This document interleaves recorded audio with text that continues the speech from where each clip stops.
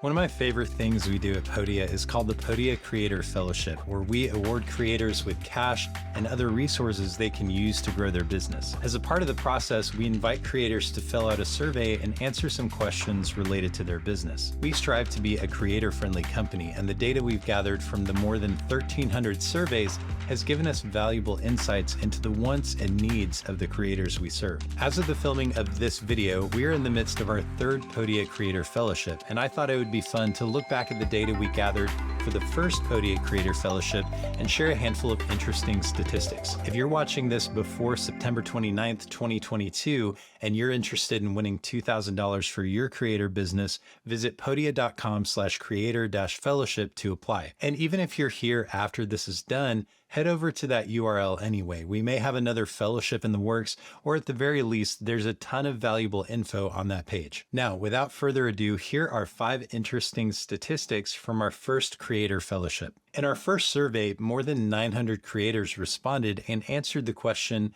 "What is your expertise level?" Here's the breakdown of their responses. 76 creators, or around 8%, identified as novices.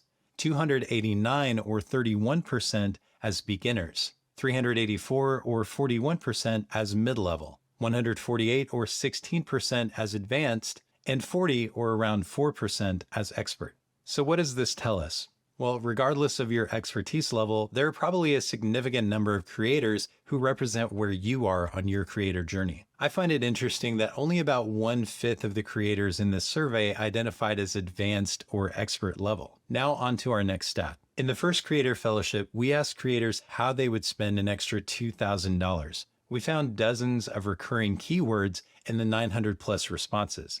These were the top 10 most frequently mentioned keywords. Tied for 10th place with 37 mentions are writing services and a donation or scholarship. In 9th place with 38 mentions, a brand new computer. 8th place with 39 mentions is logo design or branding services. In 7th place with 48 mentions is a new camera. In 6th with 53 mentions is a graphic designer. 5th with 72 mentions is a website. In 4th with 99 mentions is a virtual assistant. 3rd with 127 mentions is business coaching. In 2nd with 157 mentions is video equipment. And the number one keyword mentioned 159 times, believe it or not, was an upgrade to Podia accounts, either to a higher tier plan or to an annual plan. It's not surprising that upgrades to Podia accounts would have been high on the list, since the first Creator Fellowship was limited to Podia creators on a paid plan. As a video person, it was fun to see video equipment so high up on the list. That's what I would spend my extra money on. In addition to filtering by keywords, we identified 7 major categories for how creators would use an extra $2,000. Here they are, along with the percentage breakdown. About 2.5% fell under the category of travel or events. This could be things like conferences, trade shows, or retreats. 5% fell under the category of living expenses. Nearly 18% fell under the category of paid advertising, like Google Ads or sponsored social media posts. A little more than 24% fell under the category of education, like coaching, courses, or training programs. 25% represented hardware, like laptops, microphones, or camera equipment. About 27% fell under the category of software. And 43% of the 900 plus responses fell under the category of help, things like virtual assistants, web designers, and editors. This means a vast number of creators are looking for external help with their business. But what kind of help?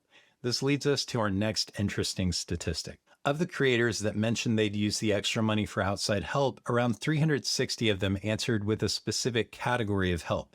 Here are those categories from least to greatest. 2% said they'd seek legal or accounting help. 4% need help with SEO. 5% said they'd hire a photographer. And another 5% said they'd hire someone to do video work. 10% said they'd hire someone to help with writing and editing services. And 11% said they needed help with logo and branding. 15% need a graphic designer. 20% would hire someone to build or help with their website. And 28% would hire a virtual assistant. Before we jump into the last group of statistics, I want to know how what we've covered so far lines up with your experience or expectations.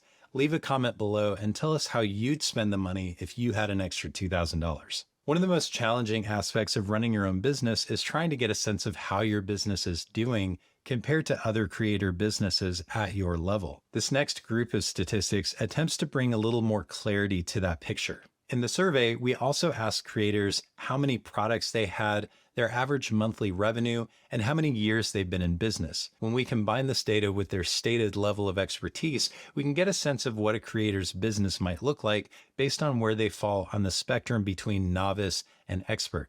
Here's what we found. Novices had an average of 5.7 products, an average monthly revenue of $1,125, and have been creators for an average of 2.8 years. Beginners had an average of 7.2 products, an average monthly revenue of $1,502, and have been creators for an average of 2.4 years. Mid-level creators had an average of 11.2 products, an average monthly revenue of $2,593, and have been creators for an average of 5 years. Advanced creators had an average of 18.2 products, an average monthly revenue of $4,370, and have been creators for an average of 7.7 years. Experts had an average of 19 products, made an average of $3,719 in monthly revenue, and they've been creators for an average of 15.3 years. Some of this surprises me, like novice and beginner businesses look really similar, which makes me wonder whether or not some of these creators are actually novices. Also, I would have expected the expert level revenue to be the highest, but in our sample, it was the advanced creators who were earning the highest average revenue. I think the takeaway is that while seeing stats from other creator businesses can help you understand a little bit more about where you are in your creator journey, it doesn't tell the whole story. Your creator business is unique and you'll face unique challenges, but that doesn't mean you have to do it alone. The Podia Creator Fellowship is just one of the many ways we at Podia come alongside creators and help them reach their goals. If you want to learn more, head to podia.com/creator-fellowship. That's going to do it for this video. If you have any questions, feel free to drop them in the comments. Thanks for watching, and I'll see you next time.